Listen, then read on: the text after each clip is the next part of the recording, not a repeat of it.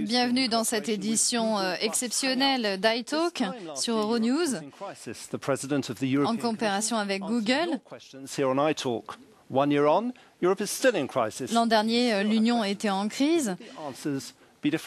Après un an, nous sommes encore en crise avec d'autres questions. Est-ce que les réponses seront différentes? Nous allons le voir avec José Manuel Barroso. Bienvenue dans iTalk. Alors, première question, quelque chose a changé? Est-ce que vous avez vu lundi le journal allemand Die Welt? Dans un sondage, on disait que 65% des Allemands se trouveraient mieux en dehors de l'Union européenne. 49% ne souhaitent pas être dans l'Union. C'est ce que dit la population allemande. Oui, bien sûr. Nous vivons une crise économique. Il est normal que le niveau de confiance dans l'Union européenne baisse.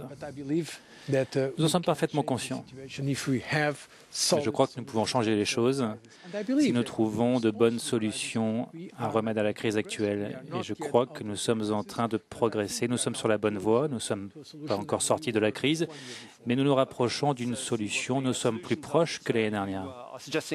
Nous allons voir quelle solution vous proposez. Nous avons différentes personnes avec nous, avec notre technologie Google+. Christos est avec nous. Il est grec, il vit à Dublin.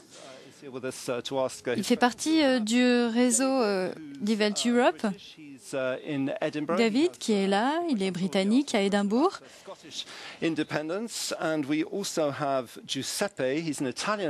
Nous avons aussi Giuseppe, italien, qui vit à Bruxelles.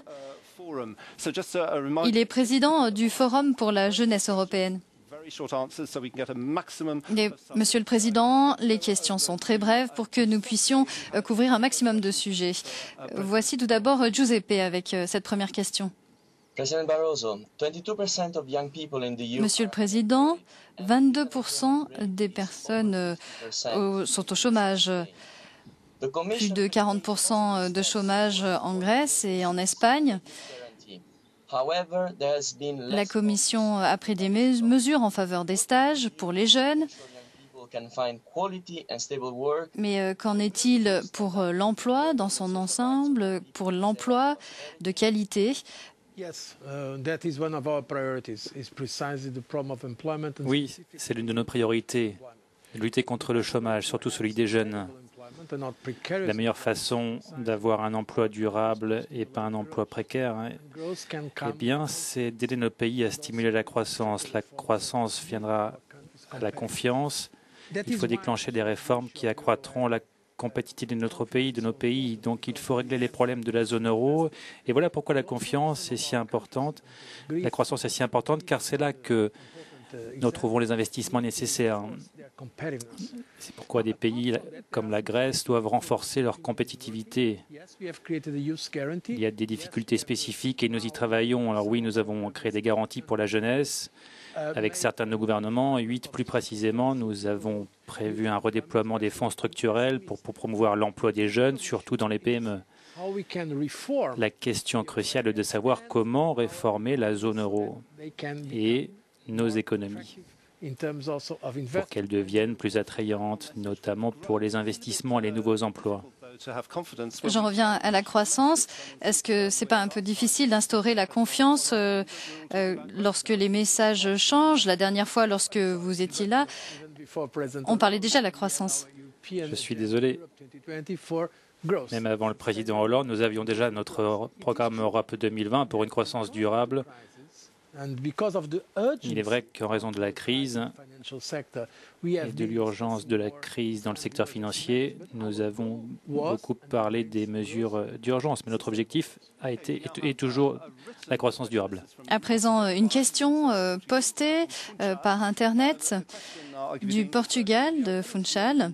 On s'oriente vers une nouvelle année de crise économique et la formule qui consiste à apporter assistance aux pays en difficulté ne fonctionne pas. Qu'allez-vous faire pour changer cette situation et empêcher que d'autres pays ne tombent dans le piège de la récession? Tout d'abord, Personne n'impose de solution à quelconque pays. Non. Lorsque la Commission européenne envisage un programme, lorsqu'elle en discute et lorsqu'elle le présente, c'est bien sûr en accord avec les États membres. Et ensuite, c'est l'État qui doit approuver ce texte. Alors tout d'abord, nous procédons à une évaluation, puis nous faisons des propositions. S'agissant des décisions, elles sont prises par les États eux-mêmes.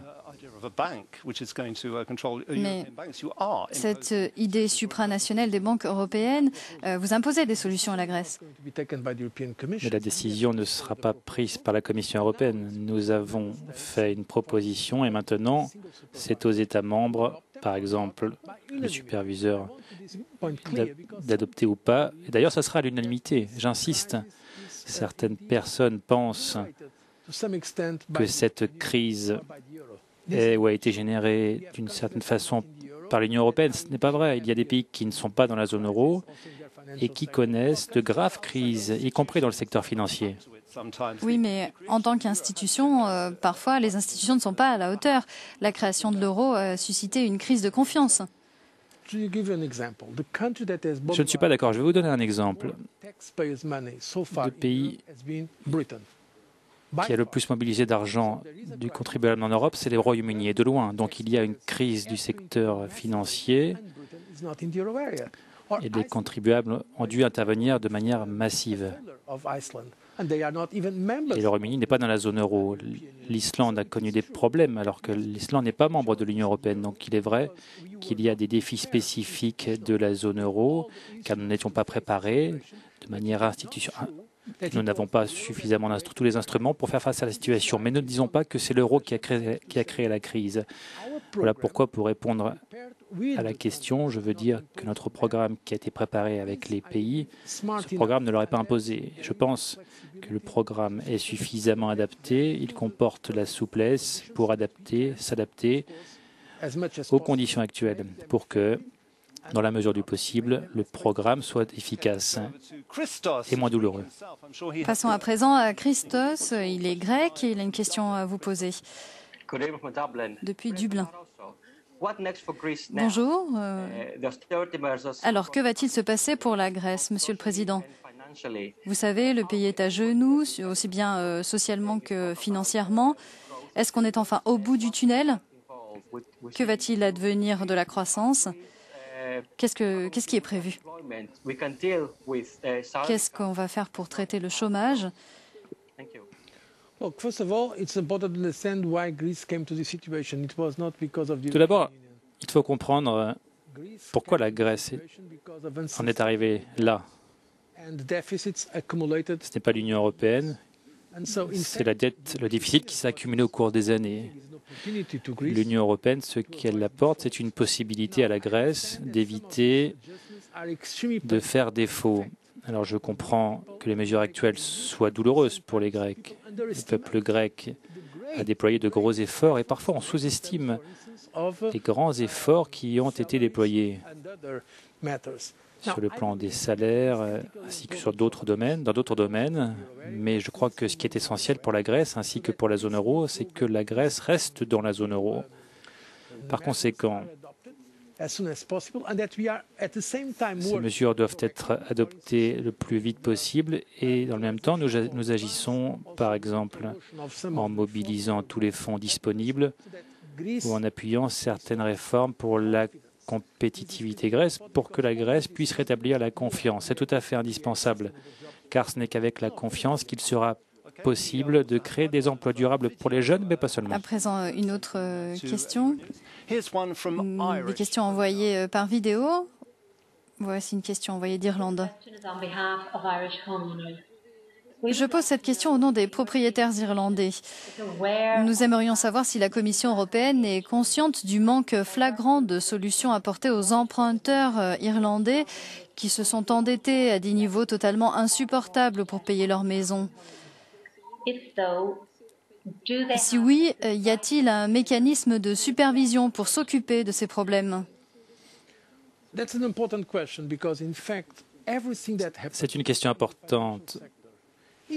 Tout ce qui s'est passé dans le secteur financier en Irlande, mais pas seulement, dans tous les États membres, tout ce qui s'est passé relevait de la responsabilité des superviseurs nationaux. Mais pourquoi l'Union européenne n'a rien fait, n'a rien dit à l'époque? Tout simplement parce que nous n'avions pas la compétence et nous ne savions pas, nous n'avions pas les informations. La réalité est la suivante.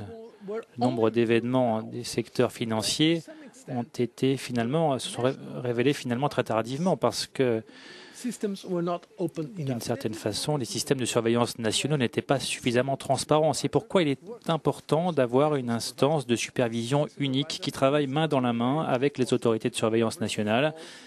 Mais il serait bien que nous en ayons une au niveau de la zone euro, car je crois que l'échec, ce n'était pas l'échec de la supervision européenne, elle n'existait pas. Nous sommes en train de la créer. Je crois que la difficulté que nous avons rencontrée, ce sont les déficits excessifs des États membres, la défaillance des instances de supervision nationale et puis les banques. Et je crois que d'une certaine manière, nous avons vu des choses qui étaient tout à fait inimaginables. On commence par les Man Brothers, ou ce que l'on voit aujourd'hui dans certains pays. Mais Angela Merkel a dit cette semaine qu'elle n'était pas d'accord avec le calendrier pour cette supervision bancaire.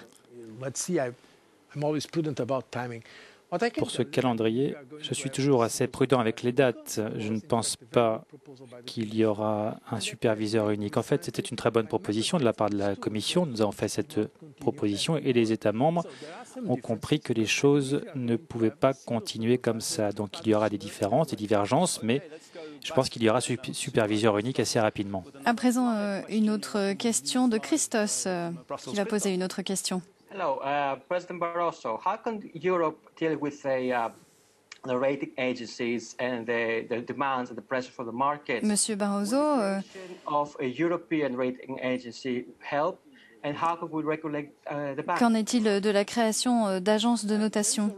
Il y a déjà un règlement qui a été proposé par la Commission en 2011 à ce sujet. Et nous étudions maintenant la possibilité de renforcer ce règlement sur les agences de notation. C'est important.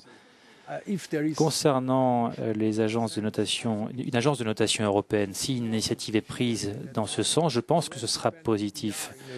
Plus il y aura de concurrence sur ce marché, moins nous dépendrons d'un petit groupe d'agences de notation et ce sera beaucoup mieux. Mais je ne pense pas que ce soit aux institutions européennes en tant que telles de créer leur propre agence de notation. Ou telle agence devra être portée par la confiance des marchés. Ce ne serait pas la meilleure solution d'avoir d'un coup une agence créée par un État ou par la Commission européenne. Bien, à présent, c'est un peu comme l'Eurovision ici. Il y a plusieurs internautes en direct avec nous. Giuseppe.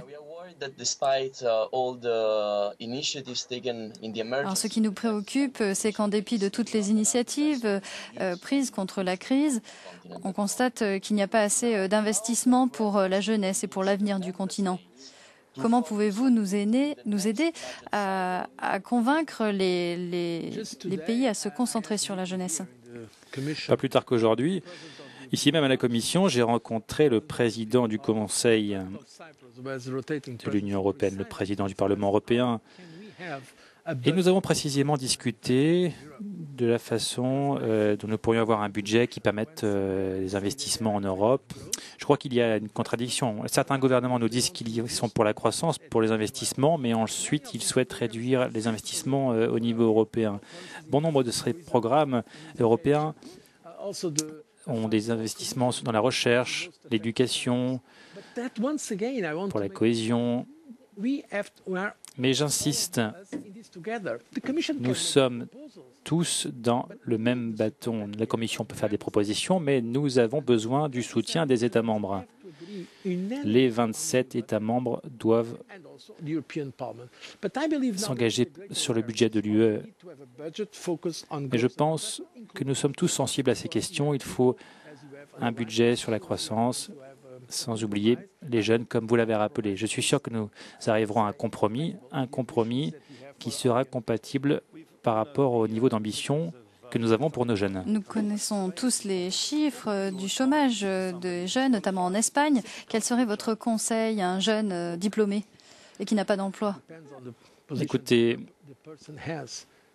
Ça dépend de la situation de chaque personne. Je dirais tout d'abord qu'il faut essayer de trouver un emploi dans son pays, notamment étant donné les possibilités très importantes qu'ils peuvent avoir. Si cette personne n'a pas cette possibilité de trouver un emploi dans son pays, il y a des possibilités en Europe. Nous avons mis en point un système qui montre qu'il y a des possibilités d'emploi dans les pays voisins. Mais ce que doit faire cette personne, c'est qu'elle doit beaucoup s'investir dans sa propre formation. Et si cette personne a encore la possibilité d'investir davantage de la formation, c'est une bonne chose.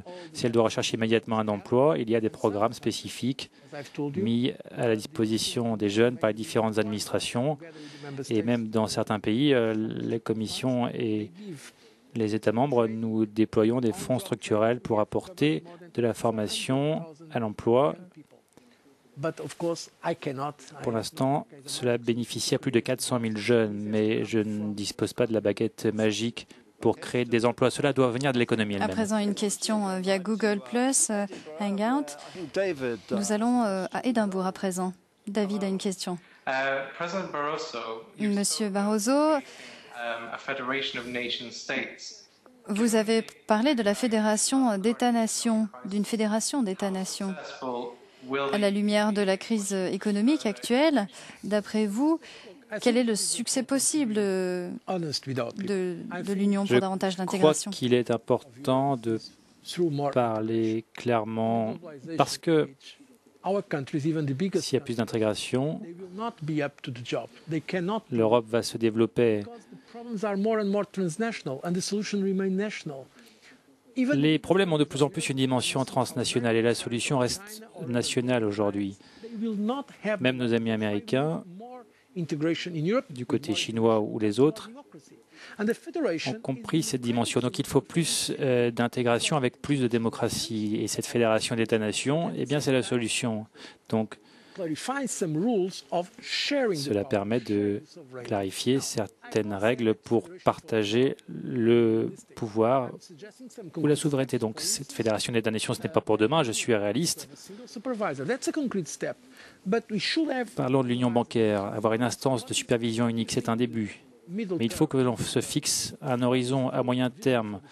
Que peut-il se passer? Quelle est notre vision pour l'avenir? Et je pense que cela doit être la Fédération d'États-nations qui peut être la meilleure manière. Monsieur Barroso, je crois que certaines personnes ne comprennent pas bien la différence entre fédération et État-nation. Est-ce qu'il n'y a pas une contradiction? Un État-nation, c'est le Portugal, la France, l'Italie, l'Allemagne, l'Irlande. Voilà les États-nations.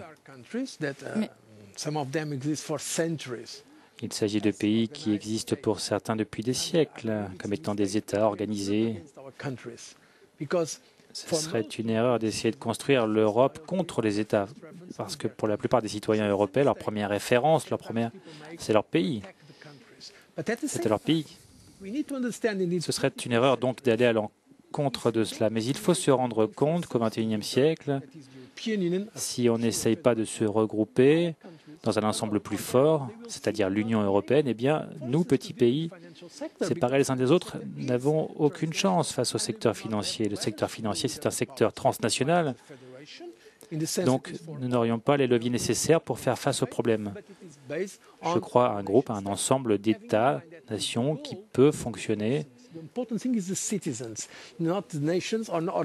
cœur de cela, au cœur de nos préoccupations, ce ne sont pas les nations, ce sont les citoyens. Mais il y a beaucoup d'États-nations, et notamment la Catalogne, qui demande l'indépendance. David aussi parle de l'Écosse. En Écosse, il y aura peut-être aussi un référendum et qui deviendrait indépendante par rapport à la Royaume-Uni. Pas intervenir dans ces débats britanniques ou espagnols, c'est à eux de décider. Ce que je veux dire, c'est que pour les États-nations qui existent, nous devrions prévoir une fédération. Et je respecte parfaitement les démocraties. C'est à eux de décider comment s'organiser. David voulait poser une autre question. Oui, Monsieur Barroso. de quelle manière êtes-vous inquiet de la montée du nationalisme et du populisme? Ce qu'on appelle nationalisme, cet attachement extrême à un pays contre les autres, c'est une attitude négative. Nous l'avons vu dans l'histoire de l'Europe. Nous avons vu ce que les nationalismes ont fait. Il y a eu des guerres terribles, les 2 guerres mondiales. Et c'est ici en Europe qu'elles ont eu lieu au XXe siècle. Et ce n'était pas il y a si longtemps que ça. La xénophobie, le racisme, le populisme, les extrémismes, c'est tout à fait négatif. Et c'est pour cela que nous devons combiner des éléments positifs. Ce qu'il y a de positif dans nos pays avec la citoyenneté européenne. Il est important que les leaders au niveau national, pas uniquement au niveau européen, l'expliquent. Je crois qu'une majorité de nos concitoyens n'ont pas envie de ces extrémismes, de ce populisme, de ce nationalisme extrême. Je pense que ce que veulent les citoyens, c'est être fiers de leur pays, mais en même temps, ils comprennent que l'Union européenne présente une valeur ajoutée et les aide à défendre leurs valeurs et leurs intérêts. Pensez-vous que tout un chacun a le droit d'être représenté au niveau européen, notamment l'extrême droite, l'extrême gauche? Oui, je le crois. Hormis certains partis, cela dépend de la législation. Dans certains pays, des partis type extrémistes dont le programme est la haine, ce n'est pas acceptable, ne sont pas acceptables. Mais nous avons au Parlement européen des partis qui sont extrêmement critiques vis-à-vis de l'intégration. Ce ne sont pas forcément des eurosceptiques, mais parfois ce sont des partis nationalistes. Et dans une démocratie, il faut écouter tous les avis. Et je suis tout à fait certain qu'en Europe, de la gauche à la droite et jusqu'au centre, il y a une majorité en faveur de la démocratie pour éviter l'extrémisme, le nationalisme, le populisme. Nous avons reçu beaucoup de questions sur le sujet suivant. Voici Sarah, italienne depuis Bruxelles. Bonjour, c'est Sarah. Je suis italienne, mais j'habite à Bruxelles. Et j'aimerais demander au président Barroso s'il pense que l'élection directe du président de la Commission pourrait aider à rapprocher les citoyens européens des institutions. Et dans ce cas, quel devrait être le rôle des partis européens? Merci.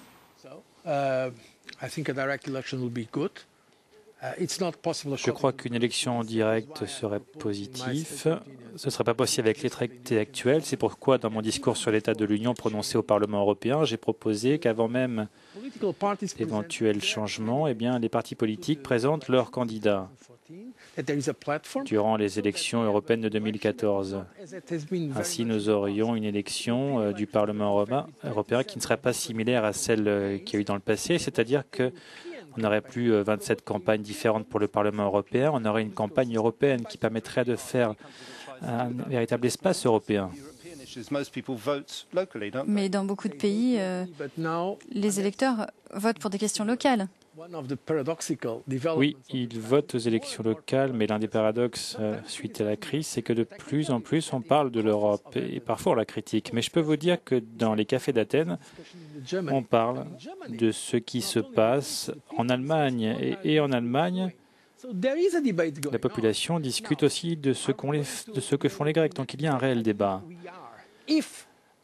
Alors allons-nous pouvoir participer à ce débat? Oui, je le pense, si les leaders nationaux et les politiques, au lieu de s'accuser les uns les autres, ont le courage d'expliquer ce que nous avons à gagner avec l'Union européenne et ce que nous risquons de perdre sans l'Union européenne. Voilà pourquoi les élections de 2014 sont si importantes. Certains des partis devraient essayer de quitter leur zone de confort et de s'engager dans un débat. Moi, je suis pour la démocratie.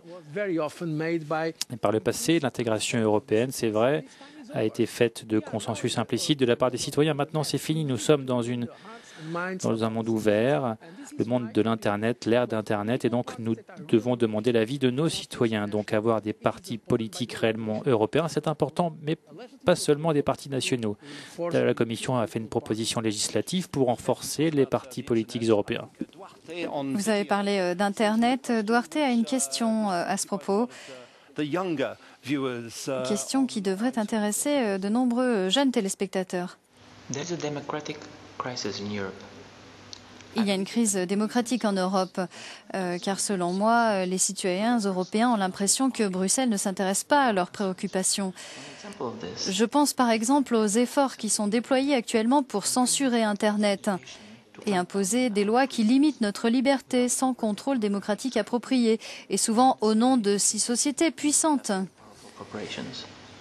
Et ma question est la suivante. Qu'allez-vous faire pour empêcher que le traité ACTA nous soit imposé, sachant que les citoyens européens se sont déjà exprimés contre ce traité?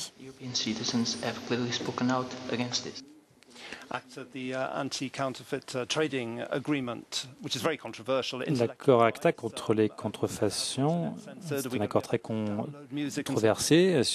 On peut télécharger de la musique. Oui, c'est un débat très intéressant. Tous les gouvernements de l'Union européenne nous ont demandé de conclure cet accord. Pourquoi? Parce qu'il est important de protéger les droits de propriété intellectuelle, parce que notre propriété se fait sur l'innovation. Donc il faut défendre les droits de propriété intellectuelle. Donc il est difficile de susciter cette innovation. Alors notre attention n'a jamais été et ne sera jamais de restreindre d'une quelconque façon la liberté d'expression.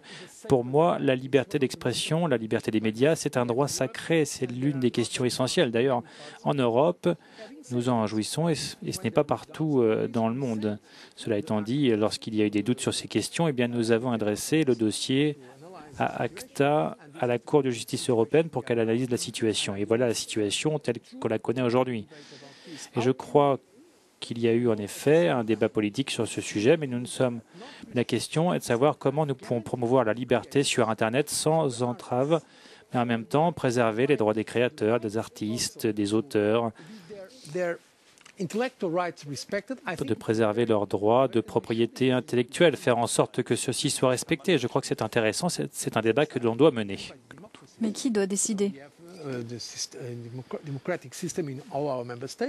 Nous avons des systèmes démocratiques en place dans l'Union européenne et je pense que l'on doit parvenir à un bon compromis. C'est une question difficile qui n'a pas de solution facile. Il y a 2 jours, j'ai reçu les représentants de cinéma, de la musique de toute l'Europe, et ce qui les préoccupe, c'est que maintenant, leur droit à la création ne soit pas respecté. Donc il faut trouver le bon équilibre sans limiter, sans restreindre la liberté sur Internet, qui est un plus. Mais il faut pouvoir dire à un écrivain, bon, vous avez un droit à la création, eh bien vos droits seront respectés. Une dernière question qui résume toute une série de questions que nous avons reçues.